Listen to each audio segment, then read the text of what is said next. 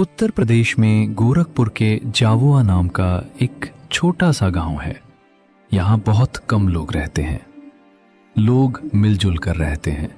सब लोग एक दूसरों के कामों में एक दूसरे का हाथ बटाते हैं। जब खेतों की कटाई का समय होता है तो सब लोग मिलकर बारी बारी से सबका काम करवाते हैं। गांव में मिट्टी के घर बहुत ज्यादा हैं। सिर्फ गिने चुने ही मकान कुछ पक्के हैं। यहाँ की सड़कें भी मिट्टी की ही बनी हैं। सारे लोगों का घर दूर दूर पे है। फिर भी सारे लोग एक दूसरे के घर आया जाया करते हैं। गांव के बाहर एक तरफ सिर्फ खेत ही खेत और दूसरी ओर गांव है। गांव में लाइट कम ही रहा करती है। अक्सर रात के समय लाइट चली जाया करती है। लोग दीपक बत्ती जलाकर ही अपना काम चलाते हैं। अब अप्रैल का महीना लगभग खत्म होने को है। अब गांव के लोग अपना बिस्तर घर के बाहर ही लगाने लगे हैं। लाइट चले जाने पर गांव के लोग अक्सर इकट्ठा बैठकर एक दूसरे से बातें करते हुए अपने किस्से कहानी बताया करते हैं। आज शाम को फिर से गांव की लाइट चली गई है। गांव के 3 लोग गांव के बड़े पेड़ के नीचे बैठकर आपस में बातें कर रहे थे। ये तो रोज का नाटक शुरू हो गया। शाम होते ही बत्ती गुल हो जाती है रोज रोज। हाँ, एकदम सही बात कही। लेकिन ये क्या, शैलेंद्र चाचा तो आए नहीं अभी तक। शैलेंद्र चाचा से शाम को कहानी सुने बिना कोई मजा ही नहीं आता। अरे क्या बोल रहे हो? वो कोई कहानी नहीं, सब सच्ची घटनाएं हैं। हाँ, बिल्कुल सही कहा। अरे छोड़ो यार, मुझे तो नहीं लगता वो कोई सच्ची घटनाएं हैं। इस दुनिया में आंखों के सामने जो दिखता है उसके बाहर भी बहुत कुछ होता, ये शायद विश्वास नहीं करता, इसीलिए ये सब कह रहा है। क्यों? पिछली बार की बात याद नहीं?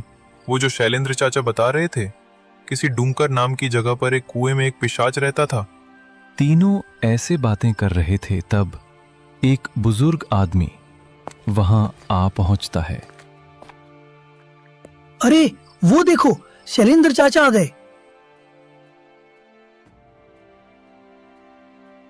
क्या हाल है? कैसे हो सब? बैठिए बैठिए, आपकी बातें कर रहे थे हम। आज फिर बत्ती गुल हो गई। हम तो सोच रहे थे आज शायद आप नहीं आओगे। आप नहीं आते तो हमारे गपशप जमते नहीं है। मैं तुम लोगों से उम्र में बड़ा हो सकता हूं, लेकिन तुम्हारे जैसे जवान लड़कों के साथ बैठकर गपशप करने में मजा ही अलग है।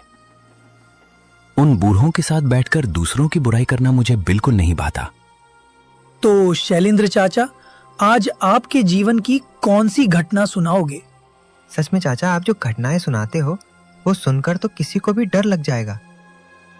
अच्छा चाचा, आपने सामने से कभी भूत देखा है कोई?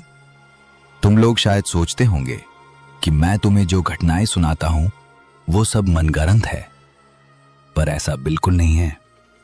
मैं डाकिया होने के नाते इस देश की अलग अलग जगहों पर रहा हूं।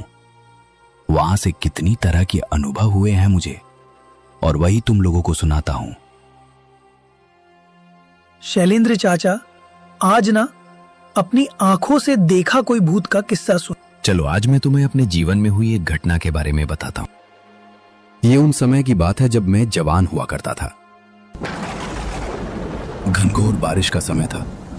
आखिरी शाम में अपने मित्र शास्त्री के घर पर घूमने को निकला था। रास्ते में जोरदार बारिश होने लगी। मुझे आशा नहीं थी कि इतनी जोरदार बारिश होने लगेगी।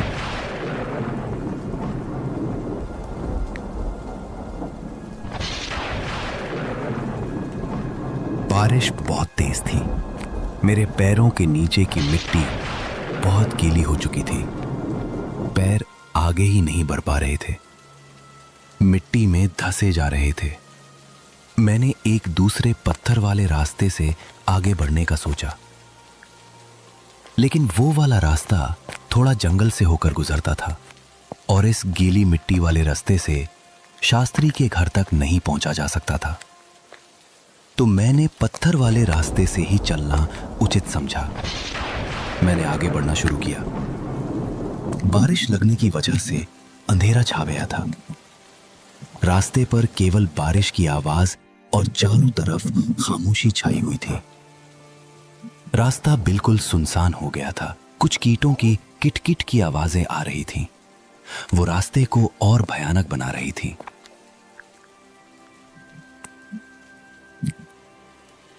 पर यह तो गांव में अक्सर होता ही रहता है, इसमें कोई बड़ी बात नहीं। बारिश अब बहुत ज्यादा बढ़ चुकी थी। मैंने कहीं जगह देखकर रुकने का फैसला किया। सामने मुझे एक पुराने घास की झोपड़ी दिखी। मैं उस झोपड़ी के नीचे आकर खड़ा हो गया।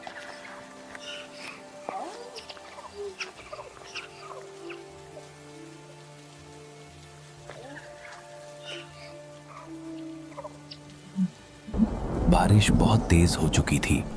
बादल बहुत जोरों से गरज रहे थे। अचानक कहीं से एक और आदमी बारिश में भीगते हुए इस झोपड़ी के पास आ गया।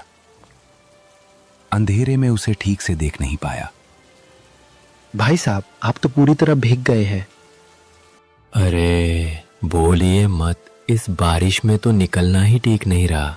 बुरा हाल हो गया है मेरा। तो आप कहाँ जा रहे थे? मेरा घर पास के गांव में है।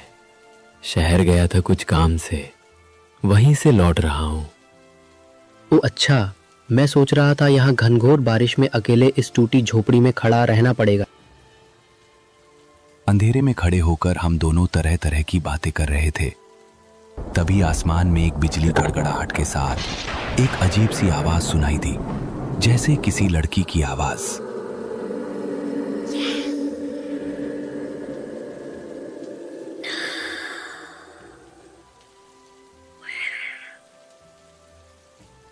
पहले तो लगा कि ये मन की भूल है, लेकिन नहीं। लगातार बारिश की आवाज के साथ वो आवाज पूरे मैदान में गूंजती हुई महसूस हो रही थी।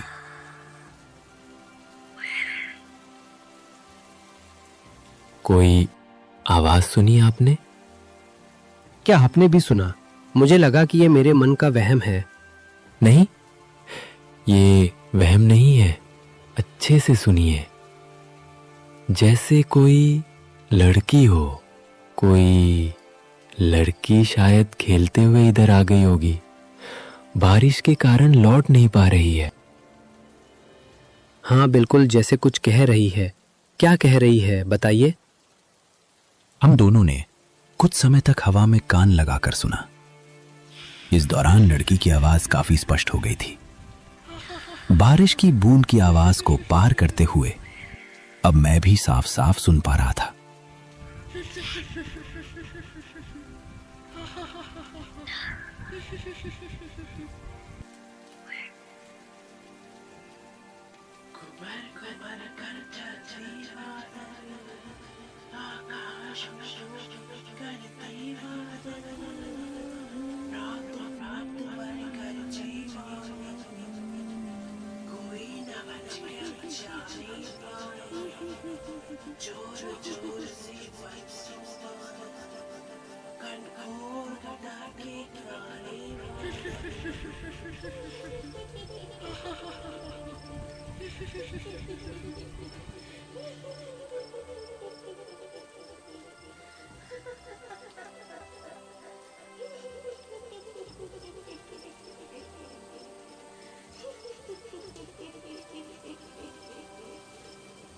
आवाज धीरे धीरे पास आ रही थी।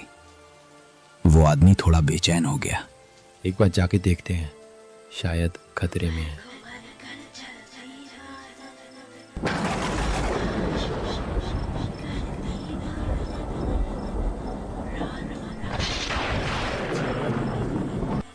हो सकता है अगर कोई संकट में पड़े तो इस तरह से कोई कविता नहीं पढ़ता।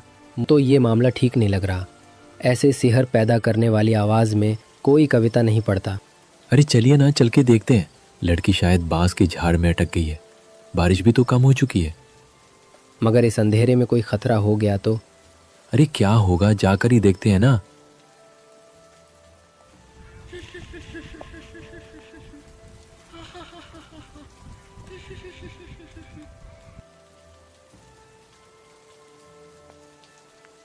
उस टूटी फूटी झोपड़ी के सामने ही घना बांस का जंगल लगा हुआ था।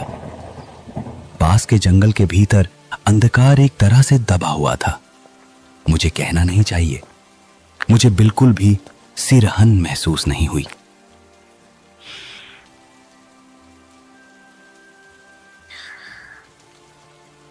देखिए, उधर से आ रही है ये आवाज की ओर ध्यान देकर मैंने धीरे धीरे कदम बढ़ाना शुरू किया।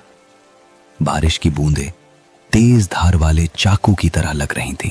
पास के जंगल के गहरे अंधकार में आंखें ज्यादा दूर तक देख नहीं पा रही थीं। आकाश को चीरते हुए बिजली चमकी। उस थोड़ी रोशनी में जो मैंने देखा, उससे मेरे दिल की धड़कन मानो रुकी गई हो। जैसे मैंने देखा कि पास के पेड़ों के बीच में एक छोटी लड़की खड़ी है, हवा में उसके बारिश में भीगे हुए बाल, और वे चुपचाप एक ही भाव में खड़ी थी। लेकिन यह दृश्य पल भर के लिए था। इस वक्त जोरदार बिजली की आवाज कानों में पड़ी, मानो जैसे पास में ही कहीं जोरदार बिजली गिरी है। फिर उसी समय वहां सड़क पर बांस का एक पेड़ गिर पड़ा। मैं ठिठक कर खड़ा रह गया। कविता की आवाज धीरे धीरे मेरी ओर ज्यादा करीब आ गई। लड़की के आसपास आ गए हैं लगता है। चलिए आगे बढ़िए। चलिए चले। मतलब क्या आपने नहीं देखा वो छाया की तरह का रूप? छाया? किस तरह की छाया? वो अंधेरे में खड़ा था, आपने नहीं देखा? अरे ये क्या बोल रहे हैं आप? चलिए, तो लड़की आसपास ही होगी। इतना कहकर वो आदमी छलांग मारकर सामने वाले पास के पेड़ को पार करते हुए दूसरी ओर जा खड़ा हुआ। अरे क्या सोच रहे हैं आप? आइए ना। अरे खड़े क्यों हैं? सिर्फ एक बांसी तो है, आ जाइए ना। मैंने बांस की पेड़ को पार करने के लिए 2 कदम बढ़ाया, लेकिन अचानक एक बात याद आ गई और मैं ठिठक गया। मेरा दिल और धड़कनें और तेज हो गईं। आदमी ने अधीर होकर चिल्लाया, तर कहाँ जा रहे हैं? इधर आइए ना। अरे लड़की खतरे में है, आइए ना। किधर जा रहे? अब मेरा सारा संदेह दूर हो गया। सब कुछ स्पष्ट हो गया। बारिश में भीगने या डर की वजह से मेरे हाथ पैर कांप रहे थे। मैंने धीरे धीरे कदम पीछे हटना शुरू किया। मेरे दिमाग में खतरे की घंटी बजाने लगी थी। मेरे मन ने कहा, यहां एक पल भी ठहरना ठीक नहीं है। डर के मारे मैंने कुछ कदम पीछे हटते हुए भागने की कोशिश की। तभी अचानक आकाश में बिजली चमकी। मैंने देखा वो आदमी टूटा हुआ बांस के पेड़ पर बैठा हुआ है। मुझे डरते देख आदमी अपने अस्तित्व में आ गया और जोर जोर से हंसने लगा। तुम शायद विश्वास नहीं करोगे, लेकिन ये मैंने अपनी आंखों से देखा और अपने कानों से सुना। उस भयानक हंसी के धक्के से मैं कांप रहा था और उसकी आवाज से वही गुनगुनाने की आवाज आ रही थी। अजीब तरीके से वही पुरानी कविता गा रहा था।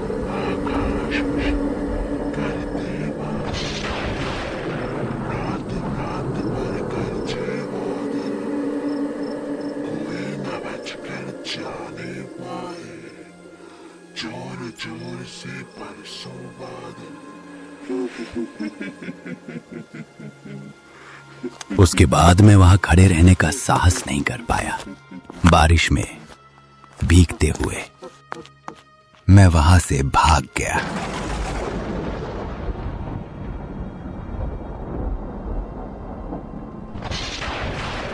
अगर उस रात को मैं थोड़ा और देर करता तो मैं आज यहां बैठकर तो तुम्हें ये कहानी सुनाता नहीं। लेकिन तब आप उस बांस को पार क्यों नहीं किया जब उसने कहा? अरे सुधीर बेटा, तुम नहीं जानते क्या? रात में बांस के झुरमुट के बीच अगर रास्ते पर कोई बांस गिरा हो तो उसे पार नहीं करना चाहिए।